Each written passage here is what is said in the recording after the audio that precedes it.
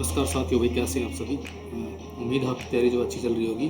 आज हम करेंगे पार्ट नंबर 37। सारे पार्ट में डले गए हैं और इम्पोर्टेंट है सारे ही। सारे ज़रूर आपको देखने अच्छे से, और प्रैक्टिस है ये आपके लिए एक हिसाब से। इसकी आप प्रैक्टिस करते रहें, बिना ऑप्शन देखे खुद आंसर आ जाए। आपकी प्रैक्टिस इससे काफ़ी जो है अच्छी होगी। 37 देखिए, जो पार्ट हमारा मुगल काल और विविधा, इससे संबंधित क्वेश्चन है इसके अंदर। तो फर्स्ट जो क्वेश्चन देखिए, पेशवा राज्य का संस्थापक था तो कौन था इनमें? भाई इनमें बालाजी विश्वनाथ जो है ये पेशवा राज्य का संस्थापक था। सेकंड देखिए, मुकासा शब्द का अर्थ है क्या है? भाई मुकासा शब्द, मुकासा है दोस्तों नगद वेतन के बदले दिया गया भूमि अनुदान। तो ये मराठा शब्दावली में मुकासा बोलते थे इसको। सिख गुरुओं से संबंधित निम्नलिखित कथनों पर विचार कीजिए।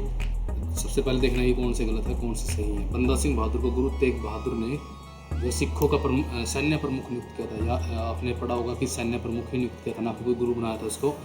तो ये सही है। सेकंड देखिए, गुरु अर्जुन देव जो है सिखों के गुरु एवं क्या था, गुरु रामदास के पश्चात बने। ये बिल्कुल सही है भाई, रामदास के पश्चात जो गुरु अर्जुन देव बनते हैं। गुरु अर्जुन देव ने सिखों को उनकी अपनी लिपि गुरुमुखी दी। तो ये गलत दिया गया भाई। लिपि गुरुमुखी जो है गुरु अंगद देव ने जी थी, जो सेकंड नंबर पर थे। तो ये डी यहाँ पे सही हो जाएगा। 1 और 2।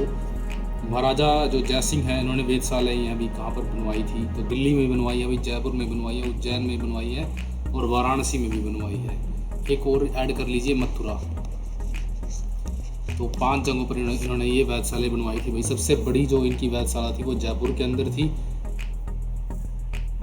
निम्नलिखित कथनों पर विचार कीजिए। अहदी में घुड़सवार सिपाही थे। अहदी के अंदर जो घुड़सवार सिपाही थे, इनमें से जो देखना है कि कौन से कथन सही दिए गए हैं। अहदी के अंदर क्या आता था भाई?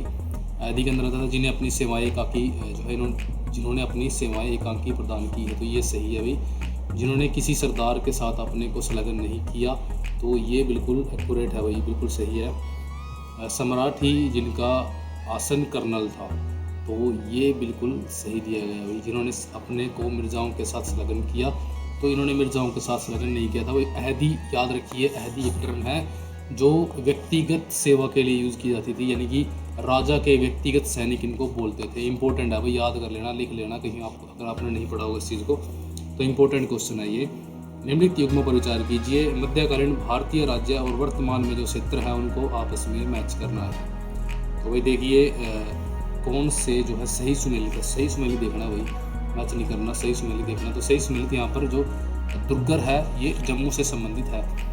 ओनली 2 यहाँ पर सही है। कुलूत मालाबार ये गलत दिया गया। चंपक मध्य भारत ये गलत दिया गया है। 7 देखिए, मुगल साम्राज्य में कारखानों के संबंध में निम्नलिखित कथनों पर विचार कीजिए और उत्तर संकेत की सहायता से सही कथनों को इंगित करना है। तो सही कथन देखने हैं कौन कौन से हैं। वे उचित मूल्य पर राज्य की आवश्यकताओं की पूर्ति करते थे। बिल्कुल सही है भाई। वे विभाग विभिन्न उद्योगों को प्रोत्साहन करते थे।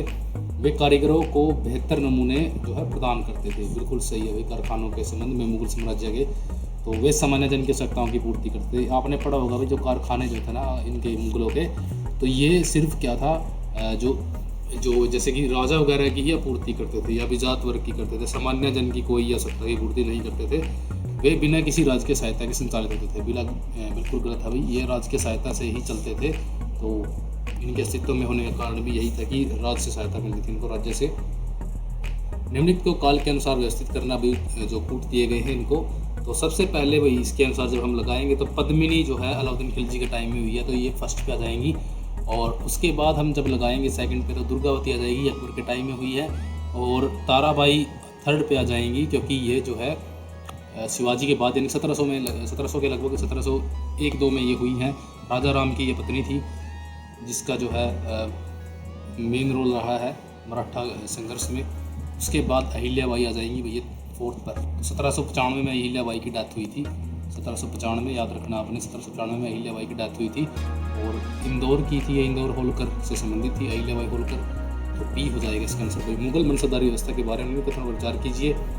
तो मनसबदारी के बारे में देखना भाई, कौन सा सही दिया गया, कौन सा सही नहीं दिया गया है। जात एवं सवार जो है पद प्रदान किए जाते थे। बिल्कुल सही है भाई। मनसबदार अनुवांशिक अधिकारी होते थे, अनुवांशिक तो नहीं होते थे भाई, ये तो गलत दिया गया है। मनसबदार के जो है 3 वर्ग थे। बिल्कुल सही है भाई, इनके 3 वर्ग थे। दीवान कार्यालय जो है द्वारा इनको वेतन नहीं, दीवान कार्यालय इनको वेतन नहीं देता था भाई। चारों कथन सही है, तो ये गलत दिया गया है भाई, चारों कथन गलत है। तो केवल 1 और 3 यहाँ पर सही है, डी हो जाएगा। मुगल मनसादारी व्यवस्था के संदर्भ में निम्न कथनों पर विचार कीजिए। जात एवं सवार पद प्रदान किए जाते थे। तो सही देखना हमें, नीचे दिए गुट को सही उत्तर को चयन करना है। जात ये सही है, मनसादार अनुवांशिक नहीं थे। 3 वर्ग थे, दीवान कार्यालय का वेतन देता था, तो वही पहले वाला सेम है। 1 और 3 सही हो जाएंगे। मुगल काल के निम्नलिखित युद्धों को काल के अनुसार व्यवस्थित करना है भाई। तो सबसे पहले जब हम लगाएंगे तो खानवा का सबसे पहले हुआ है अपने पढ़ाई योग बाबर और जो है सांगा के मध्य 1527 में, और उसके बाद घाघरा का युद्ध ये 1530 में हुआ है, 29-30 में। और उसके बाद आ जाएगा भाई यहाँ पर चौसा का युद्ध जो हुमायूं और शेर सूरी के बीच होता है। 4 पे आ जाएगा सामूगढ़ का युद्ध दारा और औरंगजेब के बीच होता है, तो यहाँ पर हो जाएगा इसका आंसर 1। काल के अनुसार लगाना है भाई, वही सेम क्वेश्चन है डिट्टो ऊपर जो आपने लगाया था, तो सी इसका आंसर हो जाएगा। भारत में मुगल शासन की स्थापना ने क्या किया?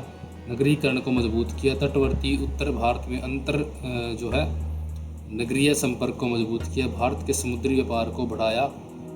तो ये तीनों सही हो जाएंगे भाई। लंबी दूरी के व्यापार के जोखिम को कम किया, तो लंबी दूरी के व्यापार को जोखिम को कम नहीं कर सके भाई। बाकी सब चीज़ें यहाँ पर सही हो जाएंगी, तो यहाँ पर ए आंसर हो जाएगा। किन स्थानों पर धार्मिक भावनाओं के निर्माण में अहिल्याबाई ने बहुत धन खर्च किया?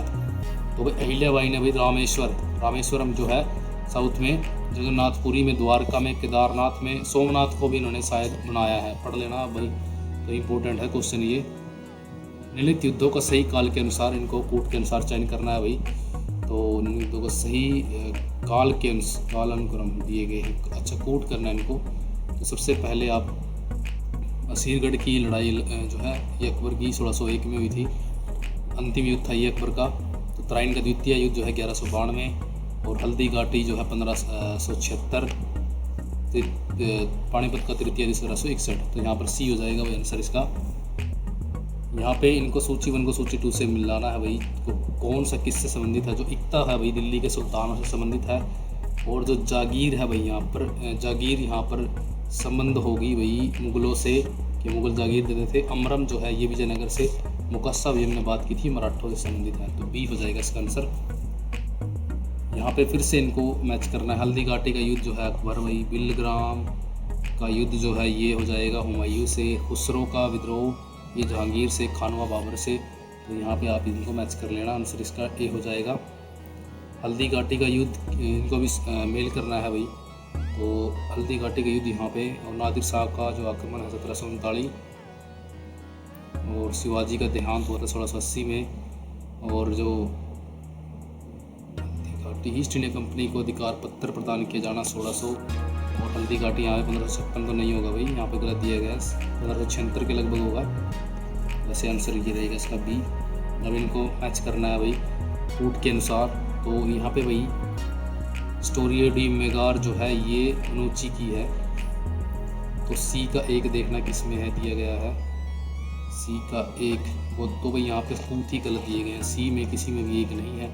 तो यहाँ पे भी आप देख सकते हो कि आंसर इसका मिसमैच है, तो ये आप मैच कर लेना भाई। अर्ली ट्रैवल्स इन जो है India, a voice of east India institute, तो इनको आप मैच कर लेना भाई, क्योंकि मुझे भी इनके ऑप्शन जो है अच्छे से याद नहीं है कि कौन सा किसका बनेगा।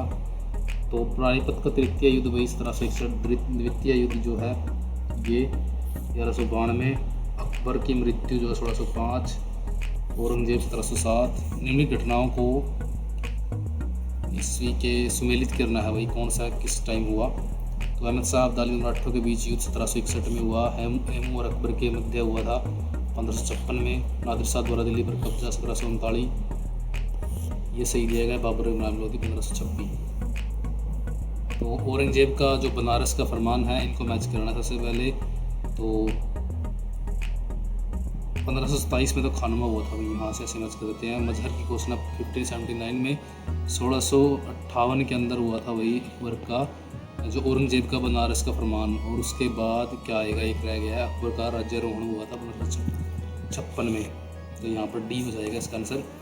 इनमें से कौन सा एक सही सुमेलित है? तो यहाँ पर पांड्य जो है मदुरै से संबंधित है, पांड्यों का राज्य जो था। तो यहाँ पे मैच करना है भाई कौन किस टाइम आया। तो सबसे पहले हम मैच करेंगे जो हॉकिंस है, हॉकिंस आया था भाई यहाँ पर 1608 में, और थॉमस रो आया था 1615 में, मनुची आया था यहाँ पर 1653 से लेकर 1708 तक रहा था ये। और जो मनूची है भाई ये रहा है 1585 में आया था ये मनूची, 1585। एक मिनट रुकना भाई, मनूची 1585 कैसे जाएगा, मनूची तो 1653 से 58 है। रोल फिंच है 1585, तो यहाँ पर बी हो जाएगा इसका आंसर। कौन सा युगम जो है सही सुमेलित है, यहाँ पर गुरु अर्जुन देव जो है आदि ग्रंथ से संबंधित है। इन्होंने 1604 में जो आदि ग्रंथ लिखा था, सारे जो ऊपर वाले इनके जितने भी गुरु हुए थे उनकी रचनाओं को इन्होंने इसमें जोड़ दिया था।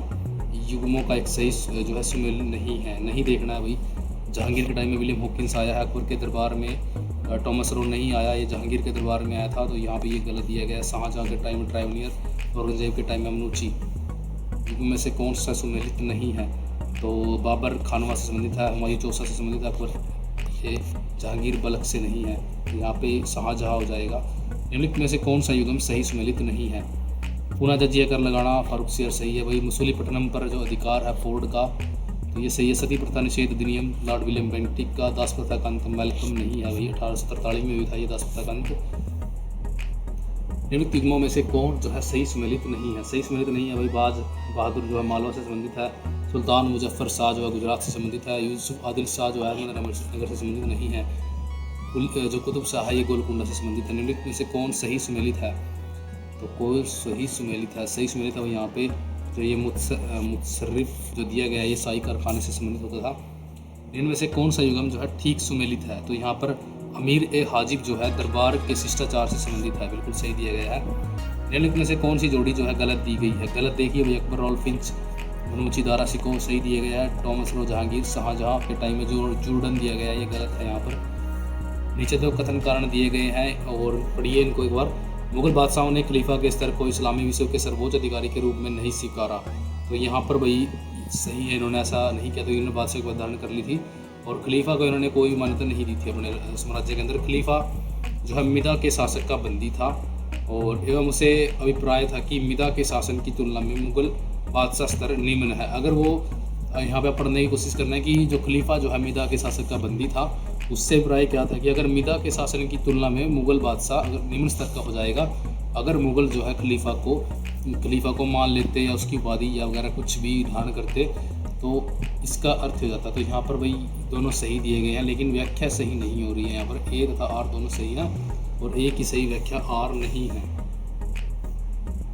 1750 ईस्वी तक मराठा साम्राज्य पेशवा की अध्यक्षता में एक परिसंघ बन गया, तो देखिए भाई सही है या नहीं, तो बिल्कुल सही है भाई। 1750 में क्या हुआ थी, एक संधि हुई थी जिसके द्वारा जो है पेशवा जो है परिसंघ का जो है मराठा साम्राज्य में पेशवा की अध्यक्षता में एक परिसंघ बन गया था। साहू के उत्तराधिकारी पेशवा की इच्छा पर निर्भर हो गए थे, बिल्कुल सही है भाई। दोनों कार्ड और ये दोनों सही हैं। मुगलकालीन भारत के सभी उद्योगों में वस्त्र उद्योग जो है सर्वाधिक महत्वपूर्ण था, तो बिल्कुल सही है भाई। वस्त्र उद्योग हर जगह पे अच्छे से चलता रहा है, हर साम्राज्य में वस्त्र उद्योग इम्पोर्टेंट हुआ है। कारण देखिए सूती वस्त्रों का निर्यात भारत में विदेशी मुद्रा प्राप्ति का प्रमुख स्रोत था, बिल्कुल सही है भाई। और ए आर दोनों सही हैं और आर ए की जो है व्याख्या भी कर रहा है। मुगल शासकों ने खलीफा की अधीनता कभी स्वीकार नहीं की, तो बिल्कुल सही दिया गया भाई। खलीफा मिदा के शासक के बंदी थे, तो ये दोनों भी यहाँ पर सही दिए गए हैं, लेकिन जो है ए की सही व्याख्या आर यहाँ पर नहीं कर रहा, क्योंकि ऊपर वाले की जो इसकी व्याख्या वगैरह अच्छे से ये नीचे वाला नहीं कर पा रहा कि क्यों। मुगलों का सैन्य संगठन प्रारंभिक 18वीं शताब्दी में ध्वस्त हो गया, तो बिल्कुल सही है भाई, क्योंकि क्या था उसके बाद जागीरदारी व्यवस्था में संकट की स्थिति थी, बिल्कुल सही है भाई। जागीरदारी जो व्यवस्था थी उसमें संकट की स्थिति आ गई थी, जागीरें कम हो गई थी। मुगल काल में त्रिधात्विक मुद्राएं प्रचलन में थी, तो कथन देखना है सही है नहीं, सही है भाई। त्रिधात्विक 3 धातुएं थी, सोना चांदी तांबा, तो स्वर्ण मोहर चांदी के रुपए तांबे के दाम का आपसी विनिमय राज्य द्वारा निर्धारित होता था, बिल्कुल सही बात कह रहा है भाई ये, कि राज्य ही इनका निर्धारण करता था कि कितना जीतल कितने दाम के बराबर होगा, तो बिल्कुल बात सही है। ये कथन देखिए मुगल काल में मनसबदारी प्रथा विद्यमान थी, बिल्कुल सही है भाई। मनसबदारी आपने पढ़ रखी है, मनसबदारों का चयन योग्यता के आधार पर होता था, तो जो है सी कथन सही है, परंतु कारण जो है यहाँ पर गलत हो जाएगा। मनसबदारों का चयन जो है योग्यता के आधार पर स्टार्टिंग में होने लगा था, लेकिन भाई क्या वो बाद में चीज़ों चेंज हुई, तो इस वजह से ये गलत दिया गया है, कारण गलत है यहाँ पर। इसलिए तो सभी मनसबदार सेना के पदाधिकारी नहीं होते थे, सभी मनसबदार जो सेना के पदाधिकारी नहीं होते थे, तो बिल्कुल सही है भाई। मुगल शासन के अधीन उच्च पदाधिकारी भी मनसबदार होते थे। मुगल शासन के अंदर क्या था, उच्च पदाधिकारी जो थे वो भी मनसबदार होते थे, जरूरी नहीं था भाई कोई की पदाधिकारी जो है सेना में ही हो तो कोई ज़रूरी नहीं है ये चीज़। खालसा पंथ की स्थापना की थी। खालसा पंथ की स्थापना किसने की थी भाई? खालसा पंथ की स्थापना जो है गुरु गोविंद सिंह ने की थी जो है 1699 के अंदर। सिखों के अंतिम गुरु गुरु गोविंद सिंह। मुगल शासन के दौरान जिलों को किस नाम से जाना जाता था? तो ये जाना जाता था सरकार के नाम से, जिले सरकार के नाम से जाने गए हैं। गज सिकंदरी और गज जिलाही मंत्र क्या था? तो ये 39 उंगल और 49 उंगल का इसमें इंच होगा भाई। ये उंगल में थोड़ा बहुत डिफरेंस होगा, उंगल या इंच कुछ हिसाब से होगा। ये आप देख लेना इसको अच्छे से एक बार, इंपॉर्टेंट है, कई बार रिपीट हुआ है, नेट में भी आया हुआ है। आदि ग्रंथ होता है गुरु ग्रंथ साहिब का संकलन इनमें से किसने किया था? तो ये किया था भाई यहाँ पर अर्जुन देव जी ने। आदि ग्रंथ को संग्रहित किया था किसने किया था? गुरु अर्जुन देव ने। मुस्लिम काल में दिल्ली के तख्त पर बैठने वाला, विक्रमादित्य की राजधानी करने वाला एकमात्र हिंदू राजा कौन था? तो हेमू हुआ भाई। 14वें नंबर का विक्रमादित्य था ये भी याद रखना आपको। कई बार क्वेश्चन पूछा जाता है कि जो हेमू जो था वो कौन से नंबर का विक्रमादित्य की उपाधि धारण करने वाला शासक था? तो 14वें नंबर पर था ये, उसके बाद नहीं हुआ कोई भी। जौनपुर राज्य का अंतिम शासक कौन था? तो ये हुसैन शाह सट्टी था भाई, इंपॉर्टेंट है। और इसको जो है 1484 या 88 के लगभग जो है सिकंदर लोदी ने अपने साम्राज्य में मिला लिया था। बहलोल लोदी ने भी जीता था, दोनों ने जीता था इसको। तो सवाई जय सिंह द्वारा स्थापित वेधशालाओं में से एक थी, तो कौन सी थी भाई? उज्जैन में भी थी, जोधपुर इनमें तीनों में नहीं थी। हेमचंद्र विक्रमादित्य भारतीय इतिहास में किस नाम से जाने गए हैं? तो ये हेमू के नाम से जाने गए हैं। मध्यकालीन भारत में मनसबदारी प्रथा खासतौर पर इसलिए चालू की गई थी ताकि क्या था कि साफ सुथरा प्रशासन लागू हो सके। इंपॉर्टेंट है भाई, कई बार सेना भर्ती वाला बच्चे ऑप्शन चूज कर देंगे, लेकिन साफ सुथरे प्रशासन के लिए मनसबदारी को स्टार्ट किया गया था। इंपॉर्टेंट है ये। लेकिन जैसे किसने दिल्ली में खगोलीय वेधशाला से जंतर मंतर कहते हैं? तो ये सवाई जय सिंह द्वितीय ने। मुगल शासकों द्वारा प्रचलित मनसबदारी प्रथा की उत्पत्ति हुई थी कहाँ से हुई थी? मध्य एशिया से। निम्नलिखित बातों में से कौन एक मुगल मनसबदारी व्यवस्था के में है? सत्य नहीं है। इसमें 33 वर्ग थे, बिल्कुल सही है भाई।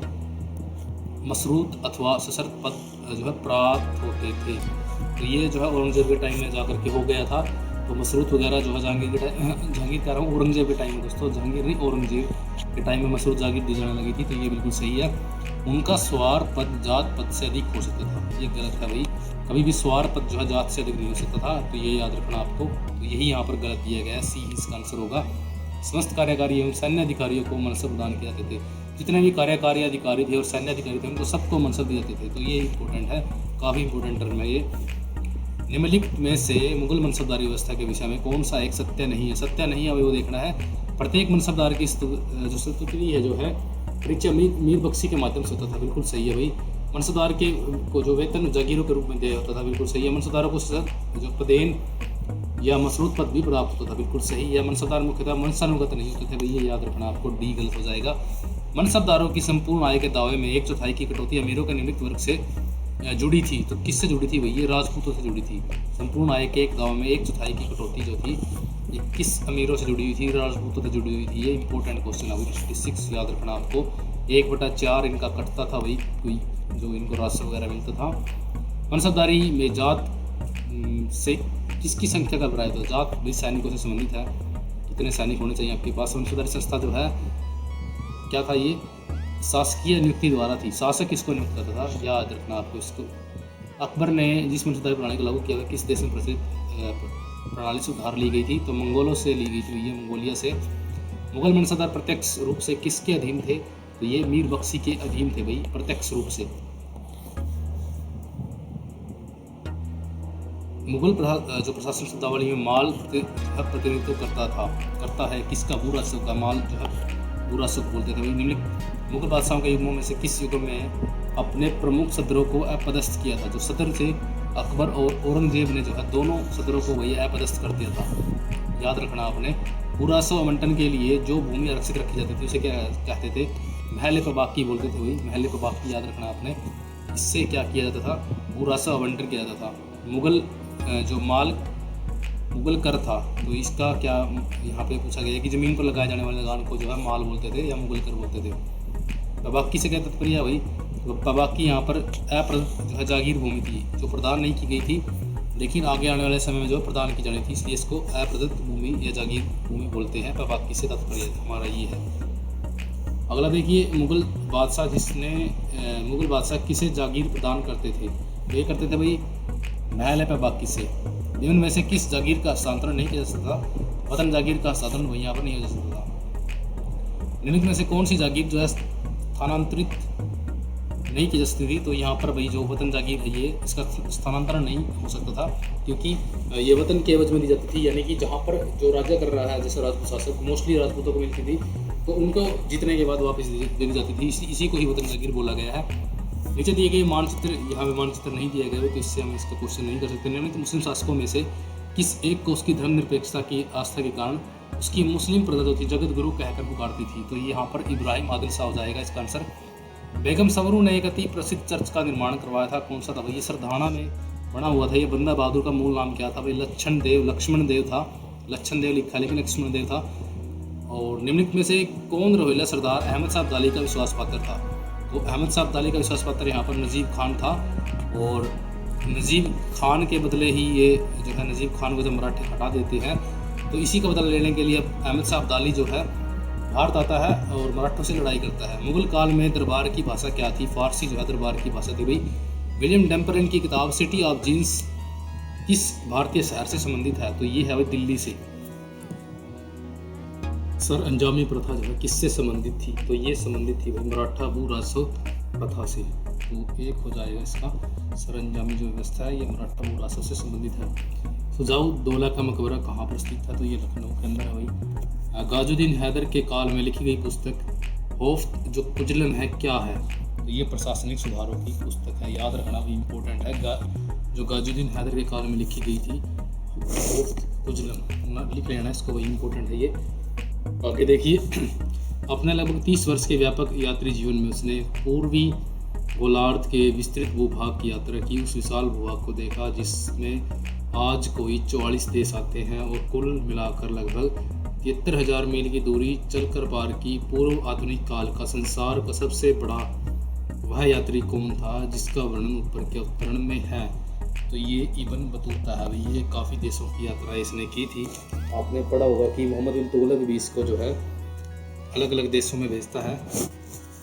लोहगढ़ के किले का निर्माण किसके द्वारा कराया गया था? तो ये बंदा बहादुर ने लोहगढ़ के किले का निर्माण करवाया था। चित्तौड़ का कीर्ति स्तंभ किसने बनवाया? तो ये राणा कुंभा ने बनवाया था।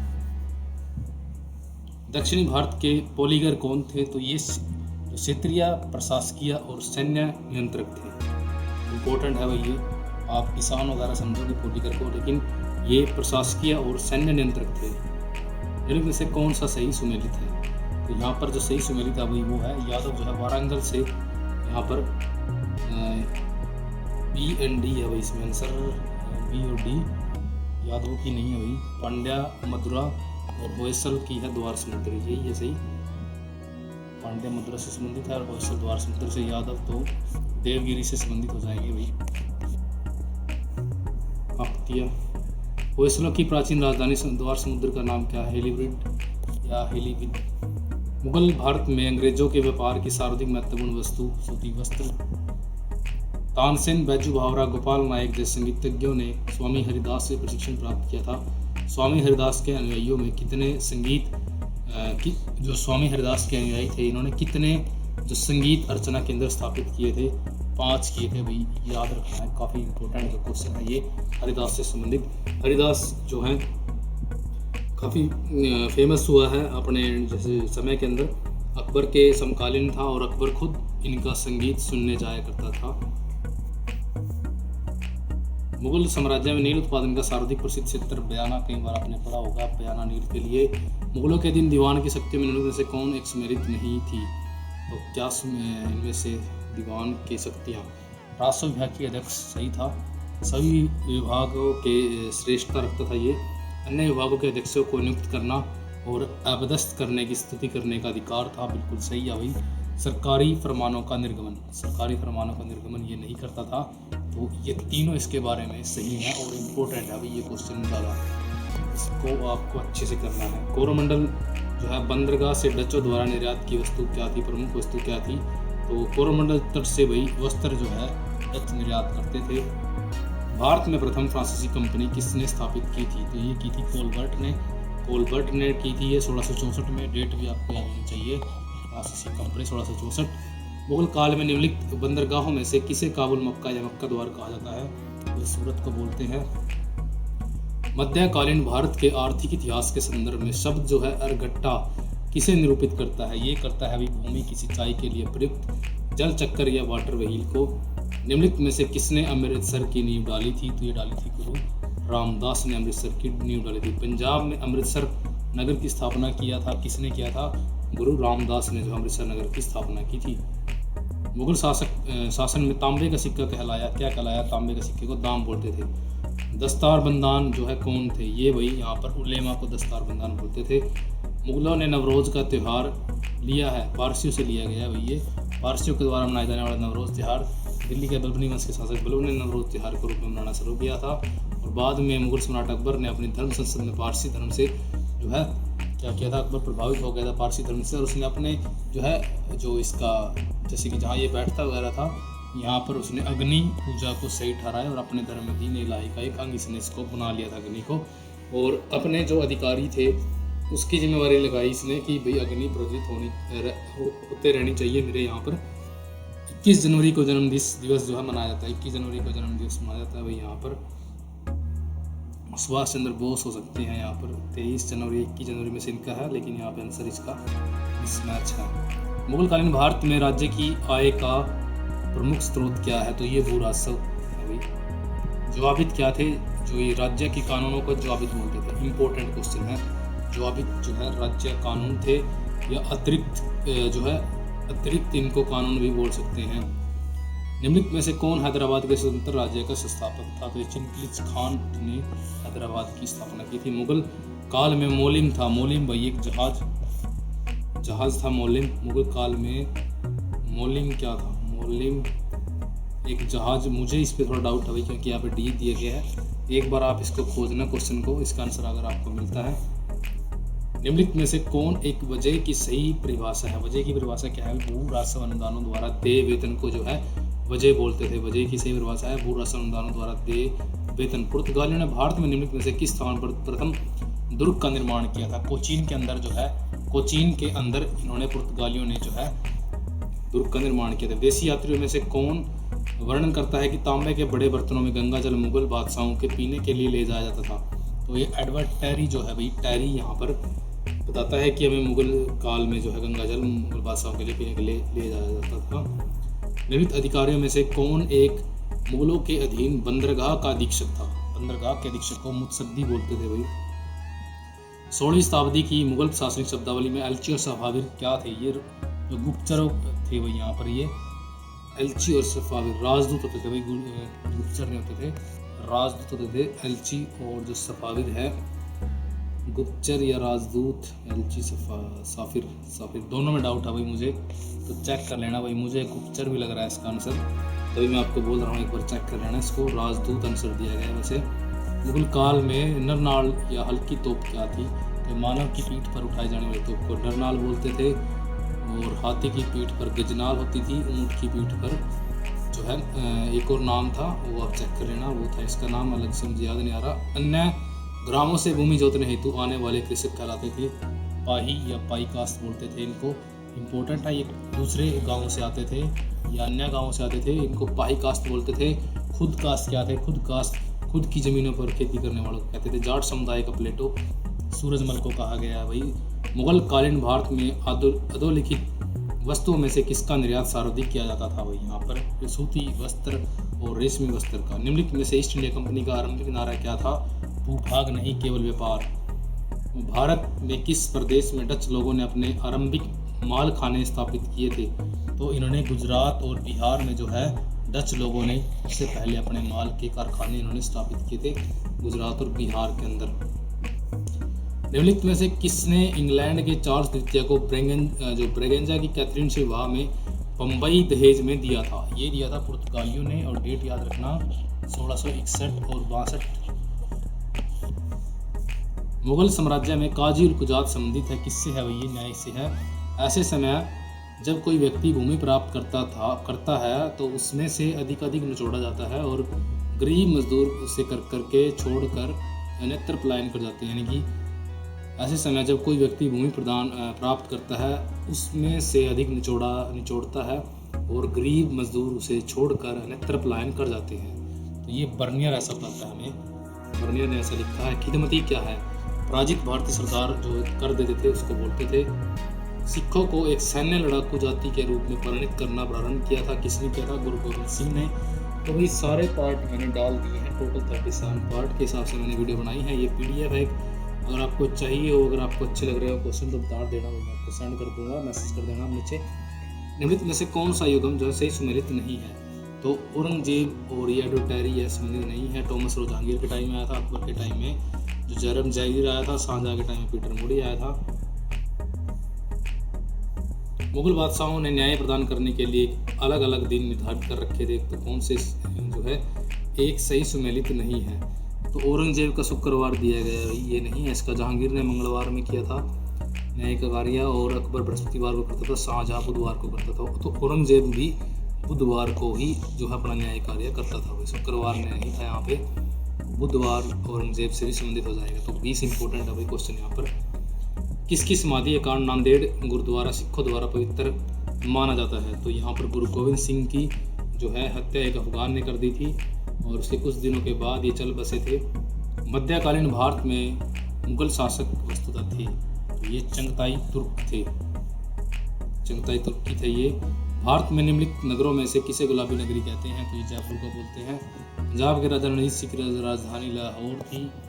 मुगल काल के इस जौहरी विदेश यात्री ने तख्त ताउस या मयूर सिंहासन का विस्तृत ब्यौरा दिया। ट्रैवलियर ने दिया भाई, ये जौहरी था।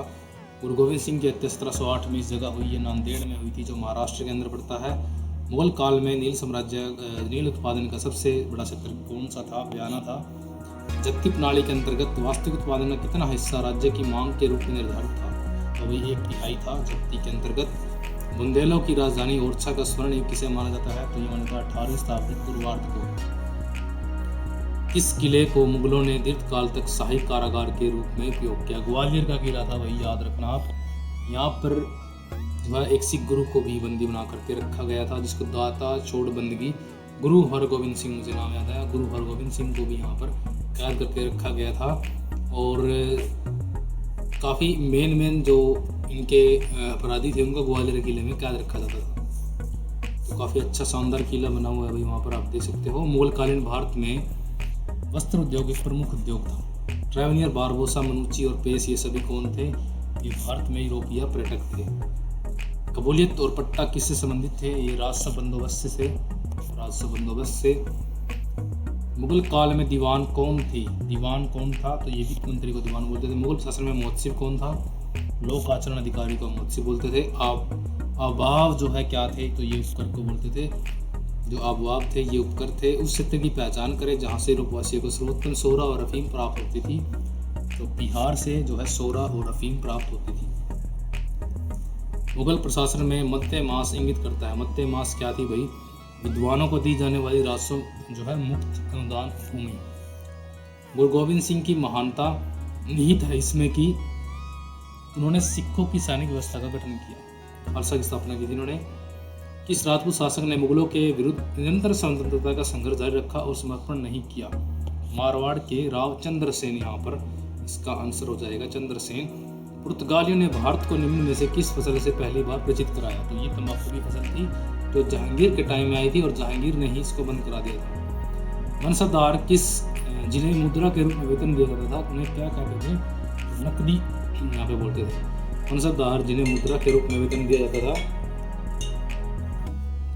मुगल काल में नस्क क्या थी? नस्क भाई यहाँ पर भू लगान निर्धारण की एक विधि थी। मुगल प्रशासन में फौजदार निम्नलिखित में से एक का अधिकार था।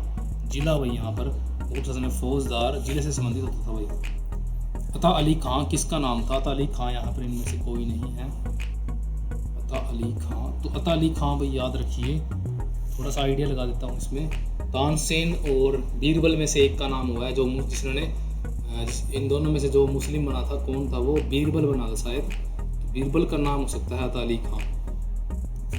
तो चेक कर लेना एक बार इसको। मुगलों से वैवाहिक संबंध करने वाला प्रथम राजपूत कुल कौन सा था? तो ये कछवाहा थे भाई, आमेर के कछवाहा। किस वंश ने ओरछा को बुंदेलखंड की राजधानी बनाया था? तो बुंदेलों ने बनवाया था। 18वीं सदी का वह कौन सा शासक था जिसने 200 मेघ यज्ञ का आयोजन किया था? आमेर का सवाई जयसिंह, इसने ऐसा किया था 200 मेघ यज्ञ। गोलकुंडा का वर्तमान में जो है क्या कहते हैं, तो ये हैदराबाद बोलते हैं गोलकुंडा को। गोलकुंडा का वर्तमान में क्या कहते हैं, हैदराबाद। गोलकुंडा का वर्तमान में नाम है आज के टाइम में हैदराबाद। भारत से व्यापारिक संबंध स्थापित करने वाला पहला यूरोपियन देश कौन था, तो पुर्तगाल 1498 में आए थे भाई। 16वीं शताब्दी और 17वीं शताब्दी के प्रारंभ में कृषि इतिहास के बारे में अनुसंधान के लिए निम्न में से कौन सा साक्ष्य स्रोत सबसे अधिक उपयोगी होगा। मुगल दरबार के दस्तावेज को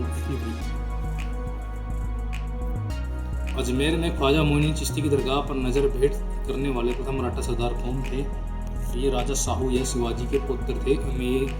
आमेर में जो ख्वाजा मोइनुद्दीन चिश्ती की दरगाह पर नजर या भेंट भेजने वाले प्रथम मराठा सरदार थे, ये राजा साहू जो शिवाजी के पुत्र हुए हैं, इन्होंने वहाँ पर भेंट भेजी थी अजमेर के अंदर, साहू ने। याद रखना आपको, इम्पोर्टेंट क्वेश्चन है। बेगम मुमताज़ महल का मूल नाम क्या था, तो ये था अर्जुमंद बानो। अर्जुमंद बानो। मुगल काल में करोड़ी कौन थे, करोड़ी वही भू राजस्व अधिकारी था, इसको अकबर ने इसकी नियुक्ति की थी। जहाँ पर जो है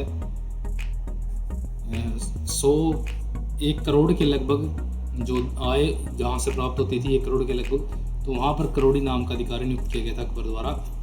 मुगल काल में सेना का प्रबंध निम्न में से कौन करता था, मीर बख्शी करता था।